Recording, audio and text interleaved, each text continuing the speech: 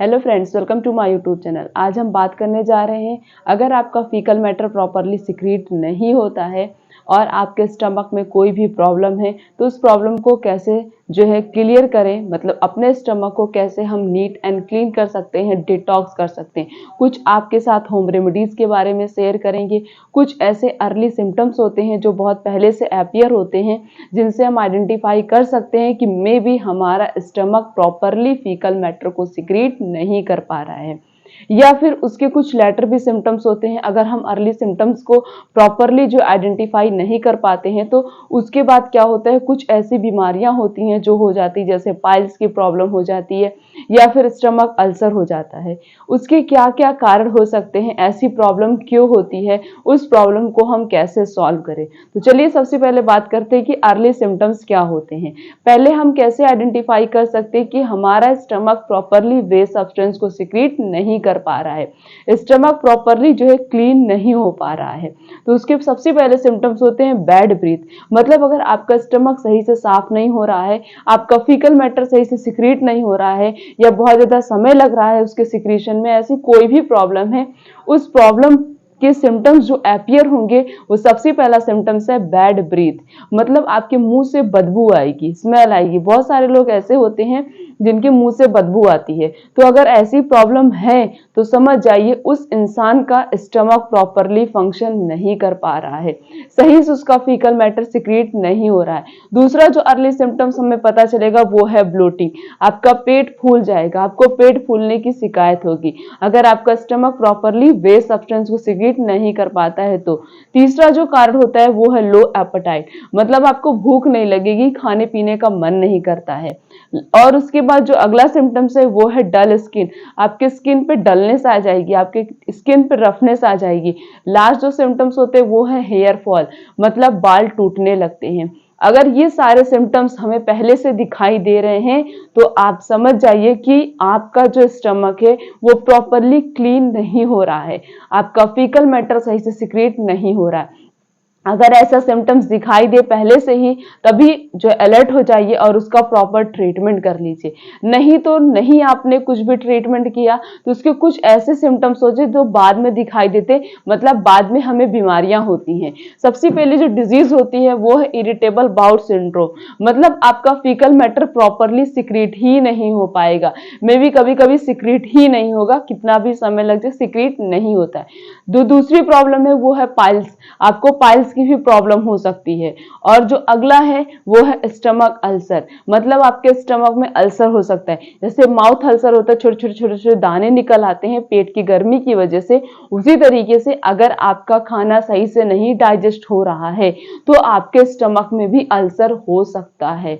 ये कब होगा, जब ये पहली प्रॉब्लम दिखाई देगी, हम उसको प्रॉपरली ध्यान नहीं देंगे, अपने स्टमक की केयर नहीं करेंगे, तो धीरे धीरे ये बीमारियां भी होने लगती हैं। आजकल ये बीमारियां बहुत ही कॉमन है, इसीलिए अपने स्टमक को नीट एंड क्लीन करने के लिए, उसके अंदर का जो टॉक्सिक सब्सटेंस है उसे रिलीज करने के लिए हमें अपने बैलेंस डाइट को प्रॉपर रखना पड़ेगा। आप कम से कम ऑयली चीजें खाइए, ज्यादा से ज्यादा हेल्थी चीजें खाइए, कुछ फिजिकल योगा एक्टिविटीज करिए, एक्सरसाइजेस करिए। इससे क्या होगा, आप जो कुछ भी खाते हैं पीते हैं वो सही वो अच्छे से डाइजेस्ट हो जाएगी। बस मेन तो डाइजेशन ही होता है। अगर आपका फूड प्रॉपरली डाइजेस्ट होता है, आपको कभी भी स्टमक से रिलेटेड कोई प्रॉब्लम हो ही नहीं सकती है। उसके बाद हम बात करते हैं कि कुछ ऐसे प्रिकॉशन के बारे में जिनको फॉलो करके आप अपने स्टमक को और भी अच्छे से डिटॉक्स कर सकते हैं। सबसे पहला वो है ड्रिंक वाटर। आप गर्म पानी पीजिए। गर्म नहीं अच्छा लगता है तो आप रूम टेम्परेचर वाटर का यूज करना है।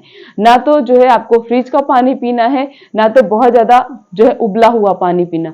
नॉर्मल आप पानी पी सकते हैं, रूम टेम्परेचर वाटर का यूज करिए, या फिर हल्का सा पानी गुनगुना कर लीजिए। अगर आपको ऐसी प्रॉब्लम है, बार बार आपको जाना पड़ता है, आपका फीकल मैटर सही से नहीं सिक्रीट हो पा रहा है, या बहुत ज्यादा आपको ब्लोटिंग की प्रॉब्लम है, या फिर आपको स्टमक अल्सर है, ऐसी कोई भी प्रॉब्लम है, तो सीधा सिंपल है कि आप 2 से 3 महीना क्या कर लीजिए, कंटिन्यूअस गर्म पानी पीजिए, गुनगुना पानी। जब भी पानी पीजिए हमेशा गुनगुना पानी पीजिए।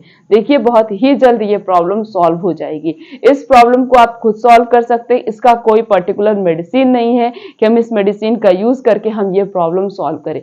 बस आपका फूड अगर प्रॉपरली डाइजेस्ट होगा, जो कुछ भी खा रहे हैं पी रहे हैं वो चीज सही से डाइजेस्ट हो गई, तो आपको कभी भी स्टमक से रिलेटेड कोई प्रॉब्लम हो ही नहीं सकती है। अगली जो टेक्निक है वो है फाइबर। आप अपने मतलब जो है खाने में ज्यादा से ज्यादा फाइबर रिच सोर्सेस का यूज करिए। अगर आप ज्यादा से ज्यादा फाइबर खाएंगे तो आपका स्टमक कभी भी खराब नहीं होगा, आपका स्टमक कभी भी डिस्टर्ब नहीं होगा। और सबसे ज्यादा जो फाइबर प्रेजेंट होता है वो होता है ओट्स में। अगर एक अब दिन में एक बार भी कभी भी आप ओट्स खा रहे हैं, कुछ भी उसका बना के खा लीजिए, आपकी बॉडी में फाइबर जा रहा है। और भी बहुत सारी ऐसी चीजें होती हैं जैसे ज्वार हो गया, बाजरा हो गया, मक्का हो गया, इन सब के अंदर भी बहुत ज्यादा फाइबर पाया जाता है। तो उनको जो है कभी कभी इनकी भी रोटियां बना के खा सकते हैं। तो इससे क्या होगा, आपकी बॉडी में फाइबर की डिफिशियंसी नहीं होगी और आपको स्टमक से रिलेटेड कोई प्रॉब्लम भी नहीं होगी। लास्ट जो है वो है एक्सरसाइजेस। आप योगा एक्सरसाइज करके भी अपने स्टमक को जो है फिट रख सकते हैं। कुछ ना कुछ डेली जाइए, वॉक पे जाइए, वॉक से आने के बाद कुछ योगा एक्सरसाइजेस करिए, जिससे जो है आपको स्टमक से रिलेटेड कभी कोई प्रॉब्लम हो ही ना। अब चलिए कुछ ऐसे होम रेमेडीज के बारे में बात करते हैं जिनको फॉलो करके भी हम इस प्रॉब्लम को बहुत ही जल्द सॉल्व कर सकते हैं। सबसे पहला जो है वो है वार्म वाटर, गर्म पानी पीना है। और जो है आपको पानी लेना है, पानी के अंदर 1 चम्मच सौंफ डालना है। सौंफ को उसके बाद थोड़ी देर तक उसको बॉईल कर लेना। जब उसका बढ़िया से रस निकल जाए उसे एक कटोरी में निकाल लीजिए। फिर उसमें आप 1 टेबल स्पून कैस्टर ऑयल डाल दीजिए। दोनों चीजों को अच्छे से मिक्सअप करके उसके बाद आप इसे पी सकते हैं। डेली हर दिन इसको पीजिए। देखिए बहुत ही जल्द ये जो पाइल्स की प्रॉब्लम है, स्टमक अल्सर की प्रॉब्लम है और और भी जो भी प्रॉब्लम है वो प्रॉब्लम बहुत ही जल्द सॉल्व हो जाएगी।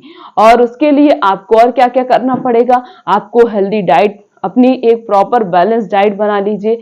जो अभी आपका ब्रेकफास्ट हो, आपका लंच हो, आपका डिनर हो, सब कुछ हेल्थी होना चाहिए। उसमें ज्यादा से ज्यादा हेल्दी चीजें होनी चाहिए। बाहर की जो पैक्ड फूड आइटम्स होते हैं उनसे दूरी बना लीजिए, उनको खाना छोड़ ही दीजिए। और जो भी कुरकुरे, चिप्स और जो कुछ भी मिलता है उन सब चीजों से भी दूरी बना लीजिए। उससे उससे उसको भी मतलब खाइए, अगर खाने का मन करे तो कभी कभी खाइए, बहुत ज्यादा नहीं यूज करना है। बाहर की जो स्ट्रीट फूड आइटम्स होते हैं उनसे भी दूरी बना लीजिए। तब देखिए आपको स्टमक से रिलेटेड कभी कोई प्रॉब्लम नहीं होगी, आपका स्टमक कभी भी डिस्टर्ब नहीं होगा। बस इन सभी चीजों को फॉलो करके आप अपने स्टमक को बिल्कुल प्रॉपरली जो है क्लीन कर सकते हैं और उसे हेल्थी भी बना सकते हैं। चैनल पर नए तो चैनल को सब्सक्राइब करके बेल आइकन का बटन प्रेस कर दीजिए। वीडियो को लाइक करिए, कमेंट करिए, शेयर करिए। फिर मिलेंगे इस तरीके से और भी अच्छी से अच्छी इंफॉर्मेशन के साथ। तब तक के लिए थैंक यू।